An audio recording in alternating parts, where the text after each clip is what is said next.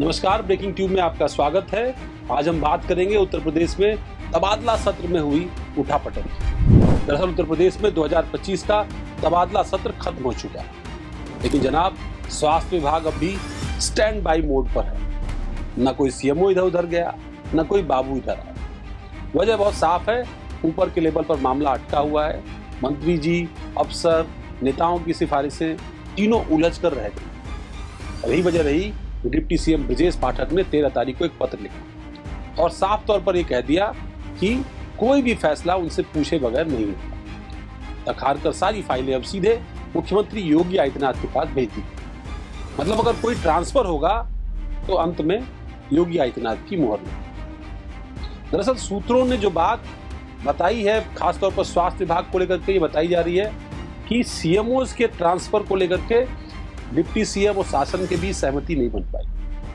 नेताओं ने अपने अपने खास लोगों की पैरवी की थी, लेकिन सरकार ने उससे खास तवज्जो नहीं दी। इधर निदेशालय से जो लिस्ट आई वो डिप्टी सीएम को पसंद नहीं थी और उसकी वजह यही थी कि तमाम सारे अधिकारियों को लेकर जो फीडबैक उन तक आया था, लिस्ट उसके उलट थी, सब अटक गया। और अब सबसे दिलचस्प बात यह है कि चिकित्सा शिक्षा विभाग, जिसकी फाइलें तुरंत पास हो गई, नर्सिंग अफसरों और लैब टेक्नीशियंस के ट्रांसफर का फैसला भी हो गया और वो भी ब्रजेश पाठक ने साइन कर दिया। लेकिन स्वास्थ्य विभाग की फाइलें अब मुख्यमंत्री के पास गई। और ध्यान देने वाली बात यह है कि दोनों विभाग के प्रमुख सचिव एक ही हैं। उनका नाम है पार्थ सारथी सेन शर्मा। पार्थ सारथी सेन शर्मा अखिलेश यादव की सरकार में भी सचिव थे उनके मुख्यमंत्री कार्यालय के, और इस सरकार में भी बहुत लंबे समय से वो इस भूमिका में, यानी प्रमुख सचिव स्वास्थ्य और चिकित्सा शिक्षा की भूमिका। अब सवाल यह है कि एक तरफ एक फैसला मंजूर और दूसरा फैसला रद्द क्यों? अब जो चिट्ठी सामने आई है वो भी बहुत कुछ कहती है। डिप्टी सीएम के निजी सचिव ओम प्रकाश के दस्तखत वाली पहली चिट्ठी ये कहती है कि कोई भी ट्रांसफर ऑर्डर निकलने से पहले डिप्टी सीएम को दिखाया जाए, बिना उनकी जानकारी के कोई भी आदेश पास नहीं होना चाहिए। दूसरी चिट्ठी में कहा गया कि चिकित्सा शिक्षा निदेशालय भी ट्रांसफर लिस्ट डिप्टी सीएम को दिखाए बगैर नहीं जारी करेगा। ये 2025 की नई ट्रांसफर पॉलिसी का हिस्सा है। अब चलते हैं आयुष विभाग की तरफ। कहते हैं ये भी मतलब लोगों के स्वास्थ्य और चिकित्सा से जुड़ा हुआ विभाग है। होम्योपैथिक निदेशालय ने जो तबादले किए ग्रुप ख, ग, घ के अलग अलग, वो सब रद्द हो गए। क्यों? नियमों का पालन नहीं। और ट्रांसफर में लेन देन की कई बार शिकायतें आई, जिसके नाते मंत्री दयाशंकर मिश्रा ने तमाम तबादलों को रद्द कर दिया। ये पिछले साल भी हुआ था। पिछले साल भी आयुष विभाग में जो ट्रांसफर सेशन था वो 0 कर दिया। आपको बताते हैं कि सिर्फ स्वास्थ्य आयुष ही नहीं, 2025 के तबादला सत्र में कई और ऐसे विभाग हैं जो ट्रांसफर फ्री हो गए। अब बात कर लेते हैं उत्तर प्रदेश के पशुधन विभाग की। मुख्यमंत्री योगी आदित्यनाथ के निर्देश पर यहाँ कोई तबादला नहीं हुआ। ये कहा जा रहा है कि करीब 250 तबादलों का एक लंबा खासा जो है खाका तैयार किया गया। दूसरा, प्राविधिक शिक्षा विभाग। प्राविधिक शिक्षा विभाग के मंत्री हैं आशीष पटेल, अनुप्रिया पटेल के पति। विभाग में तबादले नहीं किए। विभाग में लगातार दूसरे साल ट्रांसफर सेशन 0 रहा। पिछले साल आशीष पटेल और तत्कालीन प्रमुख सचिव एम देवराज के बीच खींचतान के चलते तबादले नहीं हुए थे। और बताया जा रहा है कि इस साल भी मंत्री ने विभागीय कारणों से तबादला सेशन 0 करने का फैसला, यानी इस साल भी प्राविधिक शिक्षा में ट्रांसफर 0। अब तीसरा महत्वपूर्ण विभाग है बेसिक शिक्षा विभाग। उत्तर प्रदेश की बेसिक शिक्षा, यानी जो सबसे प्राथमिक शिक्षा होती है, उसको मैनेज करने वाला विभाग, जिसमें बीएसए बहुत प्रमुख अधिकारी होता है, सहित तमाम सारे विभागीय अधिकारियों के ट्रांसफर पर अगले आदेश तक रोक लगा दी। अब यह रोक क्यों लगी, इसके पीछे 2-3 कारण बताए जा रहे हैं। ये फैसला बेसिक शिक्षा राज्य मंत्री स्वतंत्र प्रभार संदीप सिंह ने योगी आदित्यनाथ से बातचीत के बाद, वर्तमान में हमारी प्राथमिकता बच्चों की शिक्षा, भविष्य और शिक्षा की गुणवत्ता है, लिहाजा सरकार ने फिलहाल इसको होल्ड पर रखा। अब ऐसे में 2025 का ट्रांसफर सेशन फॉर्मली तो खत्म हो गया है, लेकिन असल में सिस्टम अभी फंसा हुआ।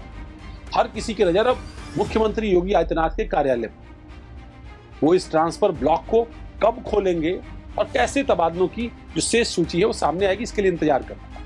देखिए, दिलचस्प बात तो ये कि तबादला तो हर तबादला सत्र में होता है। पिछली बार भी हुआ था, उसके पिछले साल भी हुआ था, उसके पिछले साल भी हुआ था, और कई तरह की अड़चनें भी तबादलों में आती रहती हैं। एक तो ये तय था कि 20% से ज्यादा तबादले नहीं किया सकते, और उससे ज्यादा की अगर तबादला सूची है तो फाइल मुख्यमंत्री कार्यालय जाएगी। इससे पहले जब तबादले होते थे तो ज्यादातर तबादले जो विभाग का विभागाध्यक्ष होता था, मंत्री विभाग का जो होता था, उसके स्तर पर तबादले हो जाते थे और जो शेष सूची बचती थी, जो संख्या शेष बचती थी, वो मुख्यमंत्री कार्यालय फाइल या लिस्ट जो है वो रेफर कर दिया। इस बार बहुत सारे ऐसे अफसरों ने इस तरीके का नहीं किया। कई विभागों में ऑनलाइन तबादले करने की कोशिश की, उसमें सिंचाई विभाग का भी कुछ हिस्सा है, कुछ और ऐसे विभाग है जिन्होंने ऑनलाइन तबादले, यानी पहले आपसे डिमांड ले ली, रिक्वेस्ट ले ली और फिर उसका सीधे तौर पर आपकी परफॉर्मेंस और आपकी डिमांड के हिसाब से तबादले कर दी। कहा गया कि इसके लिए भ्रष्टाचार के जीरो टॉलरेंस की बात को इसके पीछे रख करके कहा गया कि इस नाते ऐसा नहीं किया। कई ऐसे विभाग रहे जिसमें मोटी जो कमीशन की राशि है उसके लेन देन की बात भी कही गई। एक विभाग के बारे में बताया गया कि उनके मंत्री जी कमीशन को लेकर के इतने लालायित रहते हैं कि उन्होंने बाकायदा इसके लिए प्राइवेट व्यक्ति नियुक्त कर रखा है। तो प्राइवेट व्यक्ति विभाग के दूसरे लोगों से मिलता है, उनसे पैसे वसूलता है और फिर तैनाती करता है। कई बार वो तैनातियां होती हैं और कई बार नहीं होती। तो आप भी जानते हैं कि मंत्री के करीबी किसी व्यक्ति को और किसी सरकारी मातहत ने पैसे दे दिए तो वापस कहाँ से मिलने वाले। ऐसे बहुत सारे विभाग हैं, ऐसे बहुत सारे फैसले हैं जो तबादलों को लेकर के अभी होने हैं। उत्तर प्रदेश में कई सारे ऐसे विभाग हैं जहां पर तबादलों की सूची अभी नहीं सामने आ पाई है। ऐसे ही औद्योगिक विकास विभाग है, उनमें भी मोटे तौर पर बहुत सारी एक्सपेक्टेशन थी कि होगा, लेकिन आपको पता है कि वहां भी मुख्य सचिव और जो उत्तर प्रदेश के औद्योगिक विकास मंत्री उनके बीच टकराहट का वाकया पहले ही हो चुका है। काफी कड़वाहट है दोनों के बीच, दोनों ने एक दूसरे के खिलाफ जमकर आरोप लगाए थे मुख्यमंत्री के ही सामने। ऐसे में सहमति कैसे बनती, सहमति नहीं बनी, लिहाजा तबादलों की जो स्पीड है वो धीमी है। बहुत सारे तबादलों का फैसला मुख्यमंत्री के स्तर से होगा। बड़े बड़े जो विभाग है, चाहे आवास विभाग है, खाद्य रसद विभाग है, या प्रशासनिक विभाग जिसमें IAS, PCS इस तरह के अफसर शामिल हैं, इनको लेकर के फैसला, चूंकि मुख्यमंत्री के विभाग हैं वो, उनको लेकर के फैसला मुख्यमंत्री के स्तर से ही किया जाएगा। फाइल उन्हीं तक जानी और उनके लिए ये नियमावली बाध्य नहीं है कि तबादला सत्र में ही तबादला होगा, 20% होगा या 30% होगा, जितनी जरूरत होगी उतना होगा। इसी तरीके से राज्य कर विभाग है, अब जहाँ M देवराज बैठे हुए, उनका काफी कहर है विभाग पर। विभाग के अधिकारी त्राहिमाम कर रहे हैं। बड़ी मुश्किल से पिछली बार कुछ तबादले हुए थे कि कहा गया कि जो अपर मुख्य सचिव, उन्होंने जो निदेशालय है यानी जो उनका आयुक्त कार्यालय है उसको बिल्कुल नेग्लेक्ट कर, यहाँ तक कि उनकी रिकमेंडेशन तक नहीं स्वीकार की गई और तबादले अपने ही स्तर पर कर। अब ये सबसे बड़ी दिक्कत होती है तबादला सत्र में, और शायद इसीलिए मंत्रियों और अफसरों के बीच तनातनी हो जाती है कि जिसको पावर थोड़ी मिलती है सिस्टम की वो निरंकुश हो जाता है। अगर मंत्री को मिल गई तो वो भाव नहीं देगा प्रमुख सचिव को, प्रमुख सचिव या कमिश्नर को मिल गई तो वो मंत्री को भाव नहीं देगा। और इसकी वानगी उत्तर प्रदेश में बहुत साफ तौर पर दिखाई पड़ती है और एक डिवाइड लाइन जो है ना वो दोनों के बीच एक डिवाइडर की तरह दिखाई पड़ती है। और उसका नतीजा ये है कि तबादला सत्र इतना विवादित होता है, हर बार विवादित होता है, इस बार भी विवादित हो गया। इसलिए बार बार ये कहा जाता है कि सियासत में कच्ची गोलियां खेलने वाले वो लोग जो महज सियासत को अपनी ताकत का एक रूप देख करके इस्तेमाल करते हैं, वो लोग भूल जाते हैं कि वक्त हमेशा एक सा नहीं रहता। वही अफसर, वही नेता जब दूसरी सरकारों में होते हैं उनका रवैया कुछ और होता है, और जब किसी और सरकार में होते हैं तो कुछ रवैया और। आपको हमारा विश्लेषण कैसा लगा कमेंट करके हमें जरूर बताइए।